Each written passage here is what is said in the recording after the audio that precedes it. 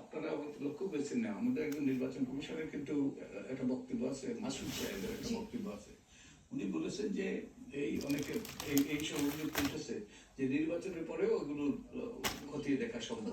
তো এখন যেটা তারা করতে পারে, যাদের বিরুদ্ধে অভিযোগ আছে তাদের নির্বাচন স্থগিত করে তদন্ত সাপেক্ষে তারা তারা তাদের ফলাফল ঘোষণা করা দরকার। ও কাজ কি চলে?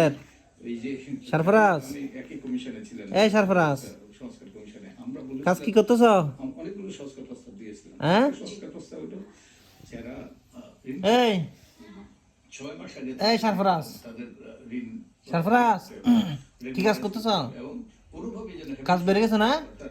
অভ্যাসগত যারা ঋণ হ্যাঁ, তারা যেন নির্বাচনে অংশগ্রহণ করতে না পারে। নির্বাচন কমিশন যদি এটা গ্রহণ করতো তাহলে কিন্তু এই অবস্থা হতো। আরেকটা করেছি আমরা, নির্বাচন কমিশন 48 ঘন্টা, আমাদের ওটি মনে, নির্বাচনটা কাজ বেড়ে গেছে। হ্যাঁ, যে নির্বাচনটা সঠিক হয়েছে কি হয় নাই ওটাও গ্রহণ করে না। ওটাও যদি করতো তাহলে কিন্তু এখন এর থেকে আমরা তখন তারা প্রত্যেকটা, এখন তো যেটা হয়, এখন তো আমাদের ইয়েরা এই যে রিটার্নিং অফিসাররা রেজাল্ট পাঠায় এবং নির্বাচন কমিশন এটা গেজেট হিসেবে প্রকাশ করে দেয় এবং ওটাই তারপর নির্বাচন কমিশন আর কিছু করার থাকে না। তখন একটা ইলেকশন পিটিশনের মাধ্যমে আদালতের এখতিয়ারে চলে যায়।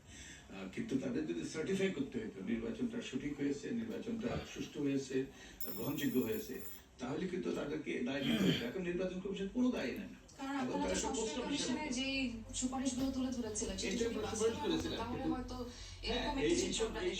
কাজ বাড়ে গেছে না? হ্যাঁ, অনেক ধন্যবাদ আপনার কাছে। আমরা এ পর্যায়ে একটু কাজ কি বাড়ে গেছে?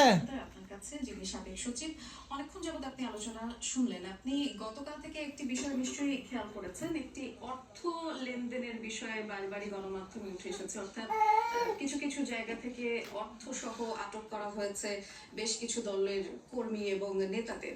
এই যে ভোটের দিন বা ভোটের আগের দিন অর্থ লেনদেনের অভিযোগ একটি উঠছে, এটি কি মনে হয়? এতদিন আপনি নির্বাচন দেখছেন, এটি কি নতুন কোনো প্রবণতা নাকি দীর্ঘদিনের রাজনৈতিক সংস্কৃতির অংশ?